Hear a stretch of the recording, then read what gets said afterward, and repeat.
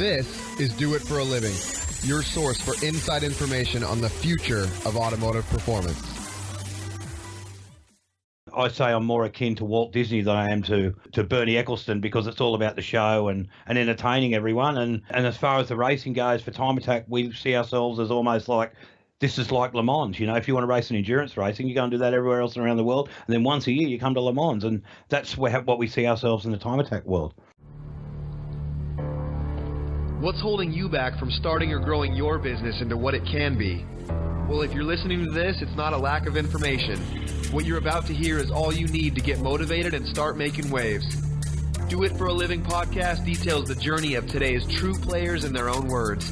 Find out how they broke out so you can too. The time is now. The time is always now.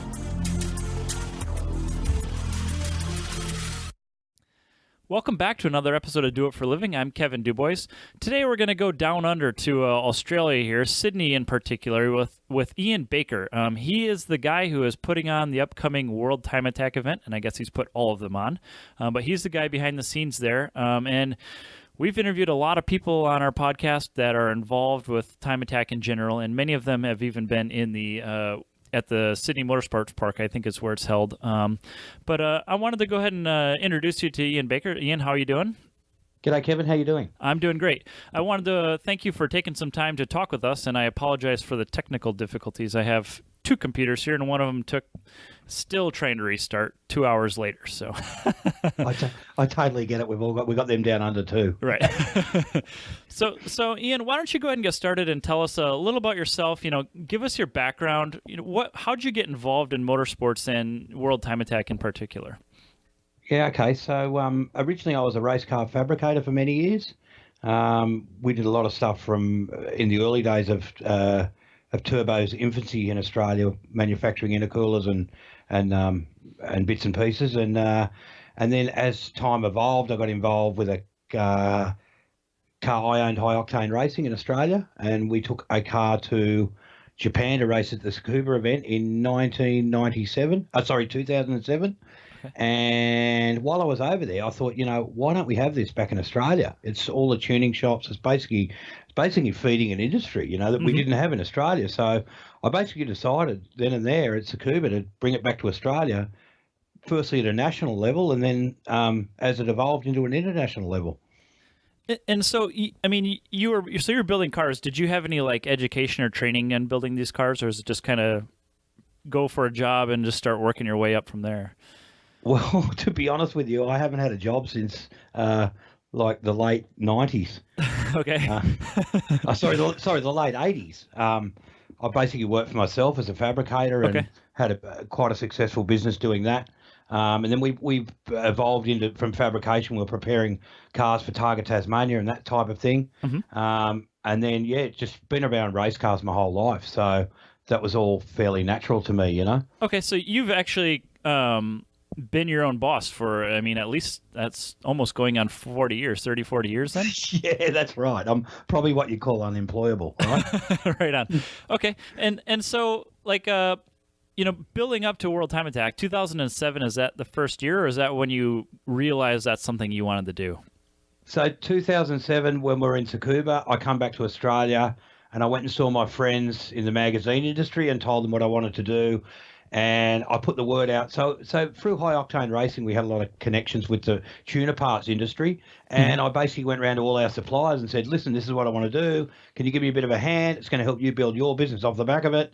And we've always lived by that philosophy. You know, it's not about us. It's about building a whole business as a whole for everyone, you know. And that's, I think, part of why it's been so successful. Okay.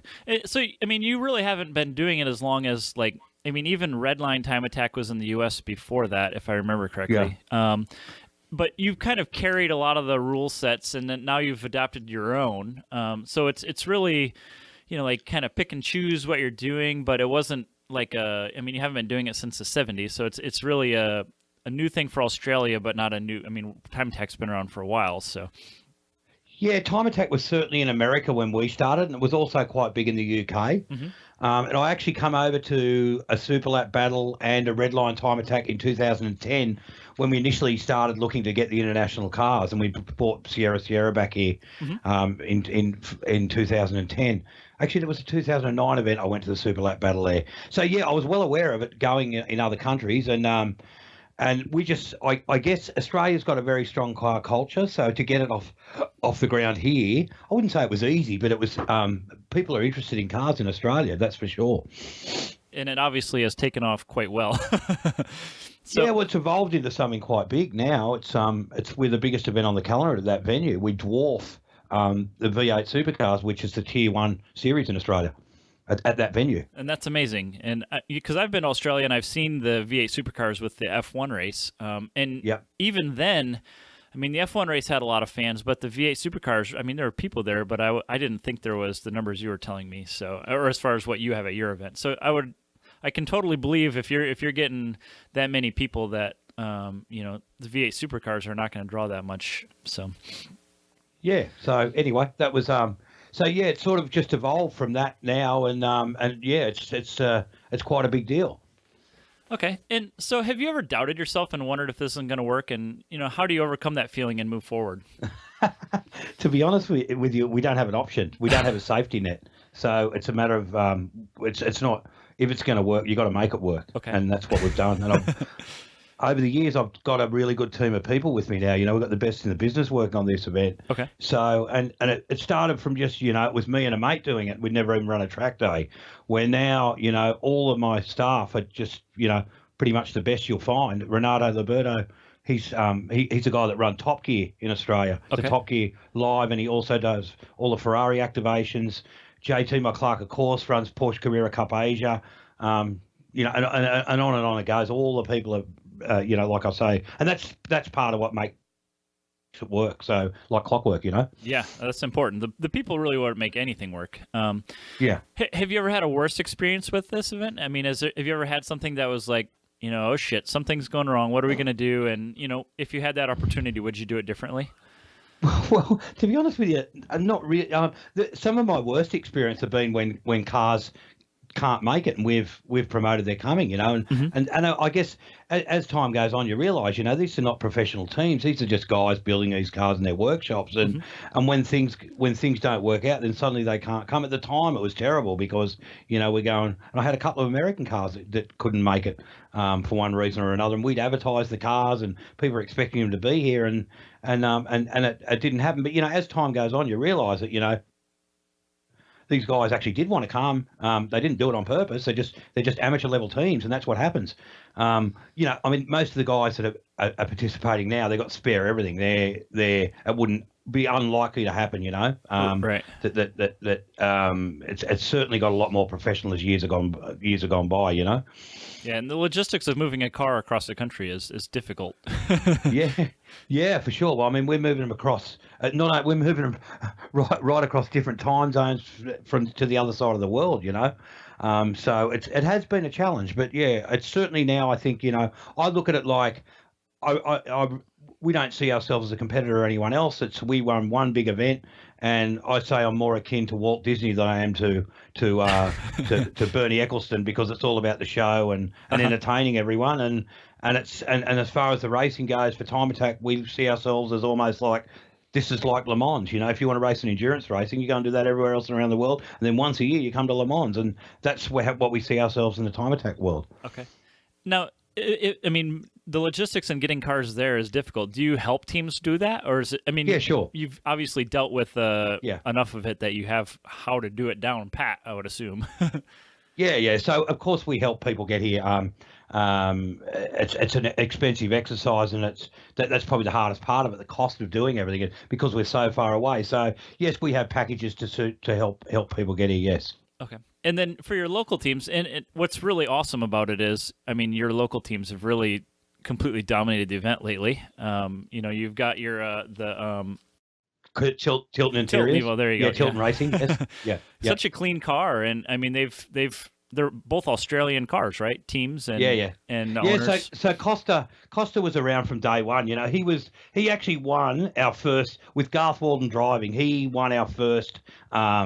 he won our first Super Lap event that we run at Oran Park back in 2008 when we only had the National Series. So that guy has been in it from day one. He's actually not even, he's in the building industry, but his heart and soul's just in time attack racing from day one. And he put a lot of effort and a lot of money and a lot of, he had a really good team, and they won 3 times, which is unprecedented, that's for sure. Mm-hmm. And what's something you're doing right now that has you fired up? Is there anything going on for this event special that you haven't done before? Well, having Keiichi bring his own car out here is pretty cool. And the whole banter between Mighty Mouse and the Team Finland this year's really it's got a lot of the fans interested, because that Audi's one hell of a thing, it's got 1,200 horsepower, and they're coming down to take on the little Honda CRX, and I think they're going to be in for a shock when they see how fast that car is, Yeah, that CRX has done really well every year. Yeah, so that car runs faster than it runs faster than the GT car around there, So it's faster than the McLaren GT3, and it's on street tyres. It is the Sydney Motorsports Park is the track it's at, right? That's correct. Okay. Yeah, that's right. Yep. And with it being repaved, it was repaved like last year, I think. Is that when they did it? Yeah, well, they repave sections of it every year. It's the only real big one was in 2010 where they actually changed part of the track. Okay. They repave sections of it every year, so it's not, it might be a tiny little bit here and there, but I don't think there's any, major. There won't be seconds in it. Yeah. Okay. No? Yeah, because that's always from what I read on the Facebook, since I haven't actually attended the event yet, but everyone always wants to be able to compare the older cars to the newer cars and see how much better they're getting, and it's hard to do if tire compounds are changing and the restrictions on what you allow, and if the track is being redone in certain sections, it makes it hard to compare how like an older car from 2010 did to 2018 and 2017. So we did change the rules after the whole Nemo thing, just to make it a little bit fairer, because they were too open. And we were going to end up with someone putting a body on a McLaren on a Formula One car and turning up and saying, "Here's my time attack car." So we had to rein it in a little bit. But we've got a thing now where there's a lot of money invested in these cars. Some of the top cars are truly 7 figures into it. Yeah, we can't go change the rules to roll these cars out now. What we're doing is clarifying things and making minor adjustments so that people understand it better. Gotcha. Okay, so go ahead and tell us some more about the actual event. I mean, we've kind of not even touched on it, but like how big is the event right now? So the event this year, well, our ticket sales are way up on any previous year, and last year we had 33,000 spectators. Okay, so we've always it's kind of a big deal, you're right. So we look at it like we always say that we're in the entertainment business, not motorsport. So we try and put on a show for everyone, so that everyone's got access to everything, and they can be involved in everything. And it's not just watching the racing; you can get up close and personal in the pit garages. You can get to meet all the superstars that you've looked up to over the years. And I think it's very important to do that, because I think a lot of categories shut people out from things, and they turn up there and they pay the money and they walk around and go, well, I didn't even really get to see much. So we've always been about fan engagement from day one, and it's something that's really worked, and it's created, like for instance, under Suzuki, he was a nobody. He's a rock star in this country now. Mm-hmm. He almost needs security around him when he walks around, because people just come up and want to get their photo taken with him, and it's probably quite daunting for him, because back home people don't even know who he is. Right. But yes, that's the caliber of status that they've got here in this country. That's awesome. And how many days is the event total down there? So we run a practice day on the Thursday, and it's Friday, Saturday. Okay. We've done that intentionally over the years, because a lot of people come from interstate and overseas, and they want us, and quite often they're going home on the Monday, and they want a day of spending time in the city. So we did run Formula Drift here once on the Sunday. It worked okay. But we think the Friday, Saturday nature is a Friday, Saturday is a better thing. And it also gives a lot of the businesses, because we have a massive engagement with businesses here now from all over the tuning industry that are there on the Friday. It's a work day, right? So, for instance, Honeywell Garrett had their national dealer conference, Asia Pacific dealer conference, at the event last year. Oh, wow. Okay. and all the American guys flew out here and everything. So it gives a B2B, business to business on the Friday, and we still get a fair crowd on the Friday. So this year we're amping up the Friday night. We're including a big car show where we're doing unveils, and we're going to have a quite a famous DJ there, and So we're just expanding into areas like that. So it really is like you've got music going on, you've got car shows, you've had drifting, obviously lots of pretty ladies, huh? Yeah. So, well, they always say there's more girls at our event than all the others put together. Is what the security told me throughout the year. But anyway, yeah, I guess it's that age demographic where that's what it's all about, Mm-hmm. And drifting is a big part of the show as well. Last year we had 11,500 people still on the venue at 9 o'clock at night watching the drifting. So that was the biggest drift event ever that I know of in the Southern Hemisphere. And Mad Mike is the one that was the big draw in the States from what I remember. Yes, so Mad Mike's a real character, and he's certainly got a big following here, as is Dago Sato, and he's bringing his 1,200 horsepower car back this year. So yeah, I mean, it's all that. Chris Forsberg was here last year, so we're all about bringing those type of people here and giving Australians the opportunity to see it all, Mm-hmm.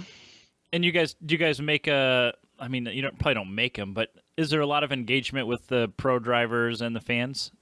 Oh yeah, sure. It was amazing. I was up on the hill watching the drift last year with Chris Forsberg and Cole Powelson, Yep. And the amount of guys that were just walking past, they go, "Oh wow, like you're here up on the hill having a beer, that's great." And ask for their autographs and stop and have a chat. So that's what it's all about, Yeah, and Cole, unfortunately, he had engine trouble, so they borrowed an engine from somebody in Australia there, didn't they? Well, that was in 2015. Cole comes down every year religiously anyway. He's already confirmed back. I've seen all the emails going back where he's confirming his accommodation. So he'll be back down here again this year. Unfortunately, not with a car, but I'm sure they have every intention of coming back here one year. That's for certain. Okay. He had a great time. We've interviewed Cole, and I've actually met him in person too. And I don't recall that he went there every year, but I'm going to have to bother him and tell him to invite me next time. Yeah. So he comes every year. Awesome. Okay, so how many people do you have working for you? I mean, how big of a crew is World Time Attack? Well, so throughout the year, there's basically a team of.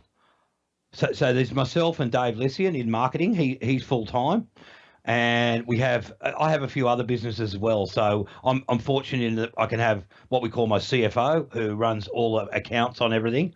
Inga Whitman, who's been with me for 10 or 15 years. So she does all that. And Linda Long, who's quite a well-known Australian Australian rally co-driver. She runs all the and she works part-time for me throughout the year. But coming into the event, she does all the administration with the drivers and the forms and everything else. So if you're entering, you're talking to Linda, So she's almost full-time from sort of last week until the event now as well. So we just make things work. And then, of course, Renato. Renato is the event director and executive producer of the live stream. Okay. So he puts the whole thing together. He basically works. He runs his own company, but he contracts to me like a day a month up until now, and then it's like a day every second week in 2 months leading out, and then it turns into full time coming in. He brings his whole team of guys in that actually run the event. Okay, and since he's the producing the live feed, I'm sure he's got people underneath him as well, huh? Yeah, so the whole live stream is a big thing about what we do now. It's a very big part of the whole event. It's about bringing the whole event to the world now. That's how I get to watch it at 2 a.m. or whatever. Right. Yeah, that's right. And it's been a very expensive exercise. I would never compromise on it because we've always got to show it in its best light. So it's been a very expensive exercise just to get it to that level, but we've seen it as an investment moving forward. And this year, for the first year, it looks like, I can't say just yet, but it looks like we've got a very big corporate sponsor on board for that. So you'll see the whole production levels go up again this year. Fantastic. So what are this is obviously a business. You're not doing it for fun. What are the primary sources of revenue? Is it merchandise, sponsors, entry fees, for like the fans? How are you making money doing this? So I can tell you now, this costs well over $1 million to produce now. That's the level it's at. My biggest partner, to be honest with you, now is the Australian government, because of through the Destination New South Wales, we bring so many people from overseas that they're my biggest investor in this business, along with and then of course it's a spread of everything else, but wholly and solely the biggest source of revenue is ticket sales. So if we don't get people through the gate, we're in a lot of trouble. You have no problem doing that, so. Yeah, well, to date we don't. That's right. As long as we keep delivering, your biggest fear is weather, because if it rains, well, of course you're going to get a lot less spectators, and that's the risk you take with an outdoor event. Has that ever been an issue? We've only had rain once. We've timed it, and I'll touch wood when I say that. We've timed it at the time of year that is traditionally not the wettest part of the year. It's the lowest amount of rainfall, but Australia gets rainfall all year round, so you do run the risk of that. But hey, fingers crossed, right? Right. Okay. We had rain in 2015, right at the very end of the event. It come at the Super Lap shootout. Okay. Can you give us an idea of like what you're doing to manage the operation? Is there any tricks or software or tools or anything you're doing to keep it all together? Absolutely nothing. I have no idea what I'm doing. I do it by touch and feel as we go along. Again, like I said to you, it's about getting the right people. We have everything micromanaged now. Okay. So I oversee everything as the big umbrella. And then we have a whole separate team running the car show. And they are car show specialist people that have run car shows our whole lives. A whole separate group of people running the drift event. They're the people that run ADGP, the National Drifting Series in Australia. And then we run the time attack side of things. So everything's sort of micromanaged, and we just all communicate over email and phone as we need to. Okay. So really just phones and communication is Yeah. your... Yeah, well, we fly everyone. All these people don't live in Sydney. They fly in from all around. Like the guy that runs our drift, he lives in Perth. Our commentator lives in Tasmania. We fly Toshi Hayama from who's quite a well-known in the tuner industry. He was the creative director of Fast and Furious. Uh-huh. We fly him out from Los Angeles, and he hosts a live stream. So Awesome. we did that for a few reasons. It's not a cheap exercise doing that, but I've known Toshi for a long time. And apart from being a friend, he's also got a he's very well, presents very well on the live stream, and he also speaks Japanese and knows all these tuners. Like he's friends with Keiichi. They worked on Fast and Furious together, So so all that sort of thing where it's yes, it's an investment, but look at the product. It adds to the product, and that's why we are where we are. That's what I believe. You touched on the live feed a little bit. When did you start that? Okay, so everyone asked me, why don't you do a live stream? Why don't you live stream? And the real answer was because I couldn't afford to, and I didn't want to. I didn't want to half do it. It was never. If I was going to do a live stream, it was going to be a what you would expect to see at Le Mans or at. And what we do is a television quality production. It's Right. It's not a guy walking around the gimbal camera. It's a proper. We got the OB van. There's 3 days of cabling to run all the cables.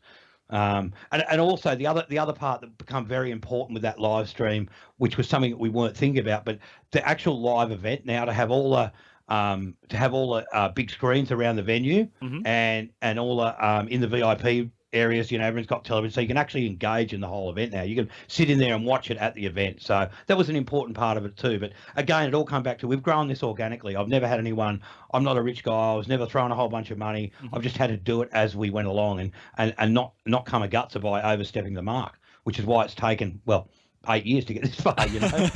Right, exactly. But I mean, it's obviously working well because I remember watching the live feed several years ago, and I mean, it was excellent quality, except that it kept dropping the feed, and that's obviously a bandwidth issue, or too many people on it and not enough bandwidth for it. It could have been. I think we've moved along for that. That will, from what I believe, that was some of the infrastructure out near the venue. That it probably had never had that sort of thing.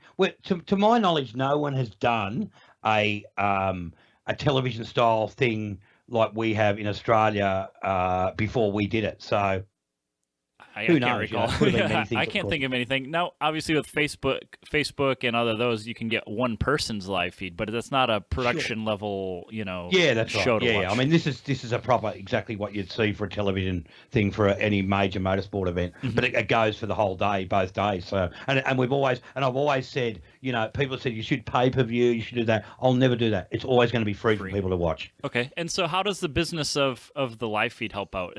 Are they watching the number of live viewers, and do they offer sponsorship for that? How do you handle that? So once again, like I said, it's the live stream's been what we've seen as an investment, and it's actually gobbled up a lot of money over the years because it's cost money to do it. Yeah. But this year, for the first year, we should come close to a break even. Okay. Due to a major corporate sponsor, which you'll see in the next week or so as we announce it. But it's a well-known multinational corporation that hopefully we can get on board on a longer thing and turn it into something more. Yeah. Have you ever thought about making this like event, I guess in other countries as well? I mean, do you take the idea and do it in other countries, or is it just the one and done for the year? And all the teams, obviously, most of these cars are built for one race, and they spend a whole year rebuilding them. So I'll be honest with you and tell you, I've actually met with Circuit of the Americas staff several years back with that view of doing that. I flew to Texas with another guy, and we went and sat down with them and discussed it all. Unfortunately, it's very hard to raise the capital, and I think in a country like America, it costs even a lot more to do it than here. And the other problem is that all the cars now that are so far advanced in this country that we only have to bring a few in from overseas, and we got a hell of a show, But to go and start again in a country that don't have those cars advanced at that level, you've got another whole problem on your hands, I see, yeah. Because it's so expensive to transport them all. You can't expect. Most of your field is Australian. Most of it is. Yeah. And they're all. I feel like most of them are going to be faster than just about anything in the States. So. Well, yeah.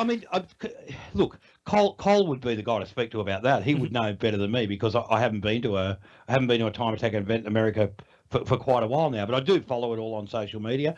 And it was interesting. I said to Chris Forsberg last year, like Formula Drift, they've done a hell of a job over in America of getting all that where it is today. And I said to him, so what would you say that all these drift cars in Australia, like some of them are pretty cool, they're running NASCAR style engines and everything. What would you say they're like compared to a Formula Drift car? He said, well, they're like a Pro 2 car, they're pretty good, but the real ones in America are at another level, and it's simply because of the investment and the resources they have available to them all. And I think the time attack thing in Australia is the same thing. People have the investment made in Australia, and the resources thrown into it is at another level now.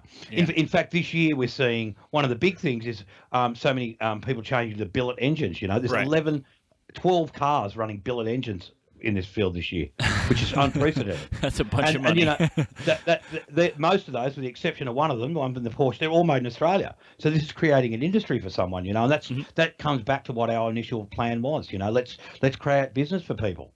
Awesome. And how are you attracting the cars from other countries? Is it just the level of competition is drawing people in, or are you guys reaching out to get people to come to your event? So I'll tell you right from the beginning, what we did is we drove around Japan with a one-page document trying to convince people to come to an event that didn't even exist, and that was a hell of a challenge. And eventually we got a couple of them to come. We got Tomei and we got Cyber Evo and we got Pan Speed to come. Yep. And then Magic come as well. And then I flew to America and we spoke with the guys from FXMD and that was the NSX, right? And Sierra, and they both committed to come. Okay. Unfortunately, FXMD had an engine failure the week before it was meant to come, so it didn't make it. But Sierra come here both years in our founding years, and they put on a hell of a show. And I think part of that is what created the drive for Australians, having these foreign cars come over here. And they were, back in those days, they were so fast, and wow, it's inspirational. So we've got to beat them next year, and that's what happens. Awesome. So it really bringing in the fast cars is what spurred your local teams to get going, and now they're dominating it. Without question, that was what did it. And to this day, I still say it is what drives it. Who doesn't? The way we see this is that you can come out and you can do this and you put all your time and effort into it, but you can work at a daily job and go about your business, and then you come out for once a year and you can be a rock star. And that's what it is. You can put you're on show to the whole world. We're going to have 1 million people watching you in your car, and that's something pretty special. So do you think there will be records to fall this year? Every year, the record's falling. Every year. Because Tilton retired, but you have Scorches coming back better than ever, right? So just to put it into perspective, Tilton retired in 2015, 2015. In 2016, the top 3 cars run under Tilton's lap record-setting time. So that's how quick it's moving. Yeah, Andrew Brilliant is. We've interviewed him, and I know he's involved with several of the cars on the grid. So yeah, I'm good friends with Andrew. Yeah, he's an interesting guy. Very, very smart, dedicated guy. Yeah, sure, he certainly is. Yes. Okay, so I wanted to take a quick break here, and we'll get right back to it. We are hosting our next Essentials of Operating a Shop seminar during the SEMA show in Las Vegas on Wednesday, November 1st, 2017. We developed this one-day seminar to help shop owners rethink how they run their business. We cover topics like employee management, best practices for accounting, improving customer service, and many more. It doesn't matter whether you have been in business for 20 years or haven't even opened yet. You will get useful information and helpful business practices to improve the operations of your shop and be more profitable. You can find out more information about the seminar and sign up through our Events tab on the Do It For a Living Facebook page or by visiting our website at doitforalivingpodcast.com. Okay, we're back with Ian Baker of World Time Attack, talking about the event that's coming up here real soon in Sydney, Australia. So, Ian, what's something you struggle with the business, and how do you deal with it?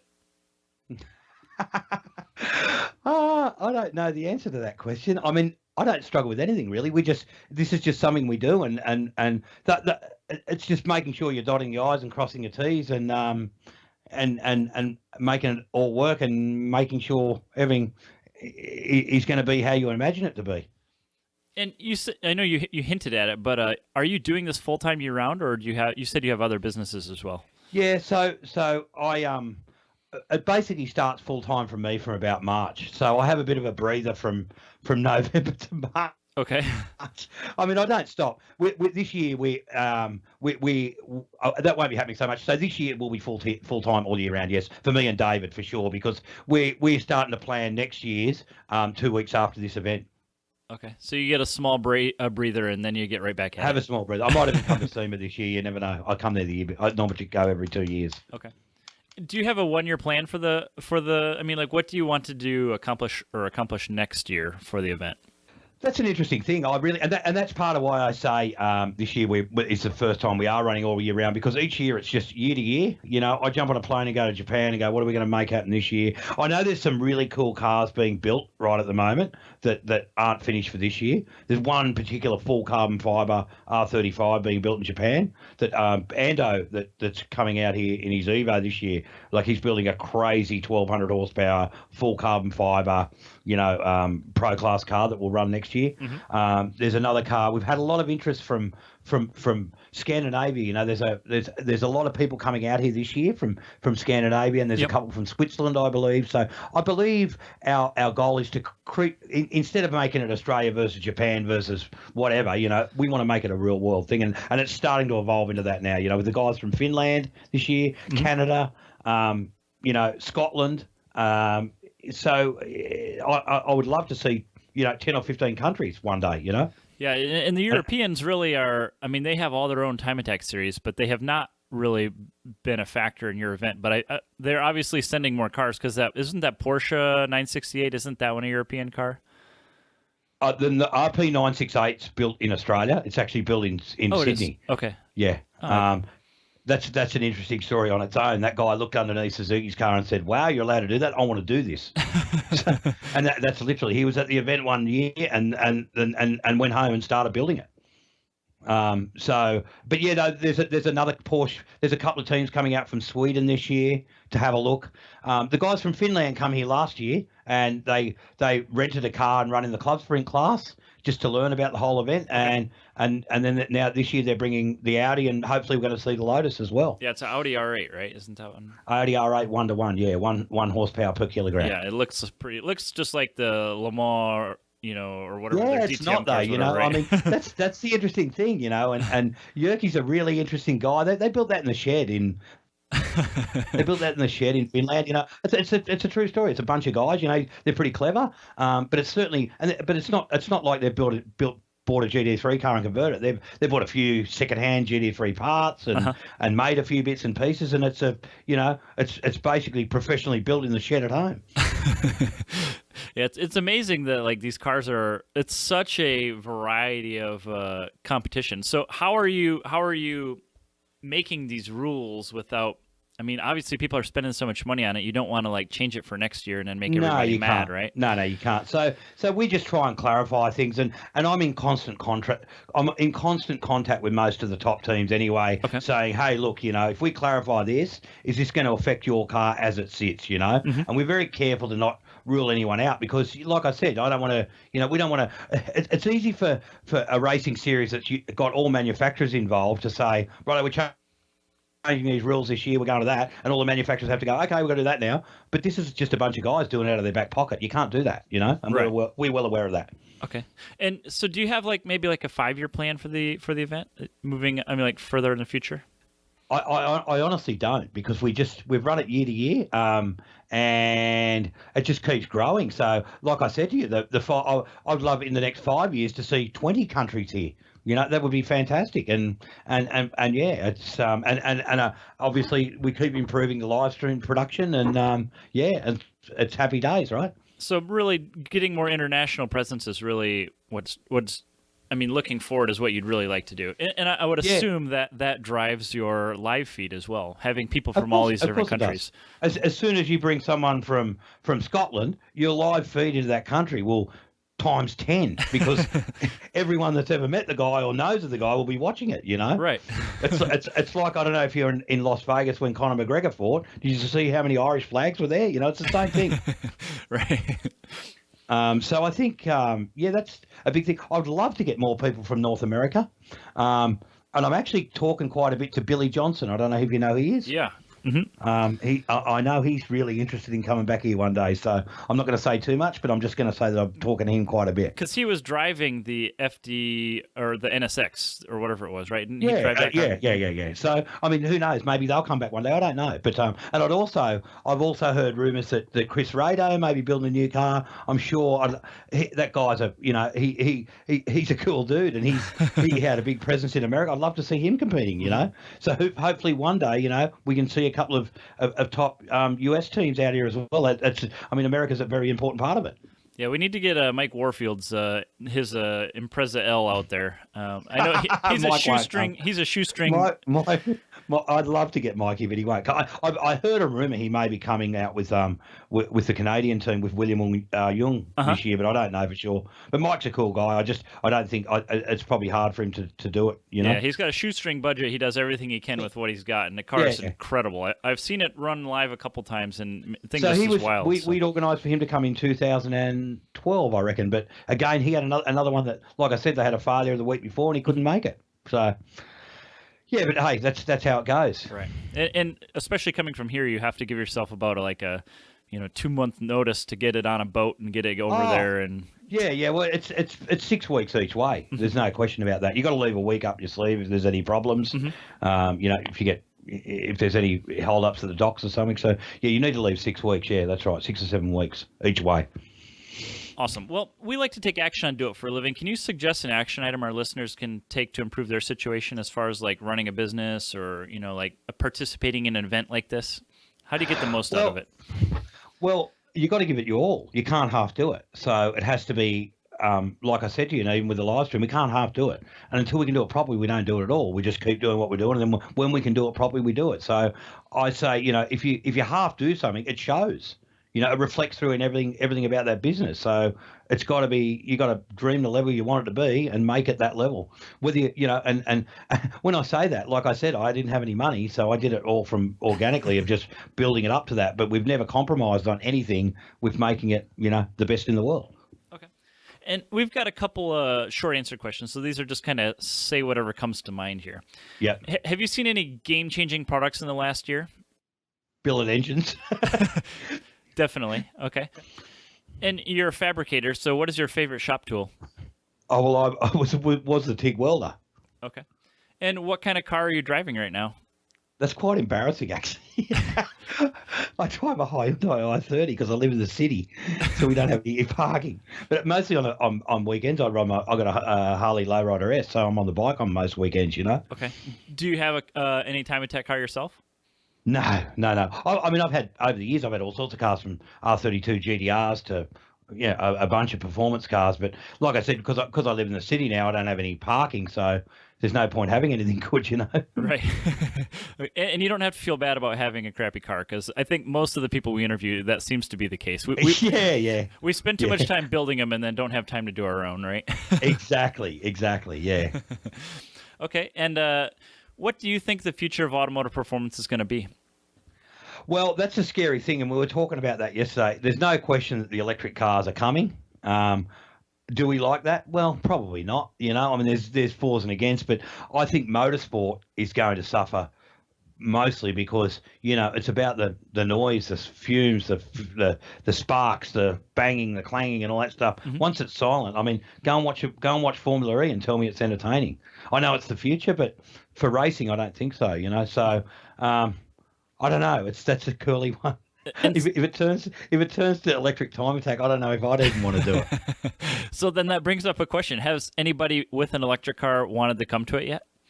Yeah, we've had one once. It never eventuated. I probably would let one in, provided it met the rules. As long as they didn't take over. Again, like some of the most interesting cars that there are like that 3-rotor car from New Zealand, because it sounds like an F1 car, and people just got to stand at the fence and watch, and they go, wow, how cool is that, you know? Mm-hmm. And I mean, you can see that with Formula One. Once they lost the noise, the fans walked, you know? I've competed at Pikes Peak, and, you know, the electric cars are really completely dominant, other than, of course, the Peugeot out there, but I mean, they're fast, and they don't make any noise. Yeah, you just hear basically wind and tire noise is all you hear. But is that something like, if Monster Tajima asked to bring his own little custom electric car out there, is that something you guys would run in a exhibition class or something? Is that something you guys... know, we actually spoke, you know, Monster Tajima's manager actually lives in Brisbane, so we were in communication with them a couple of years ago, and I really wanted to bring over that twin engine Escudo, but they've still got it, but it hasn't run for 10 years, and it's, you know, it's so nothing ever happened. But look, you know, we're open to talk about anything for sure. Okay, cool. Okay, well, how do we get in touch with you? Everything's on worldtimeattack.com. Mm-hmm. My email's ian@worldtimeattack.com. And the live feed, how do we get the link to that? So the live feed will be on our website. Okay.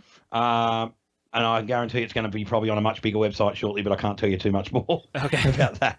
But yeah, it'll be easy to find. Again, we're about we want as many people around the world to watch this. We build it for the world, so we want the world involved. Awesome. Well, we'll be sure to share it on our webpage as well. We don't have quite the following you have, but we'll be sure to share everywhere we are. And I appreciate you for taking the time to do this. I know we had a short window to do this interview, so we kind of skipped over some questions that we normally ask, but I think we got the gist of, you know, how you're running the operation, how it became, and I really appreciate you taking the time to do this.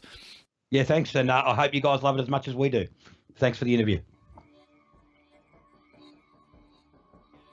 Thanks for listening to Do It for a Living. Check out the Facebook page at facebook.com/doitforaliving and tell us who you want to hear from. And most importantly, subscribe to the podcast. Click subscribe. Do it now. Seriously. I'll wait while you grab your phone. Open up the podcast app. Tap the subscribe button. When you subscribe, you help us gain momentum and attract more high-level guests.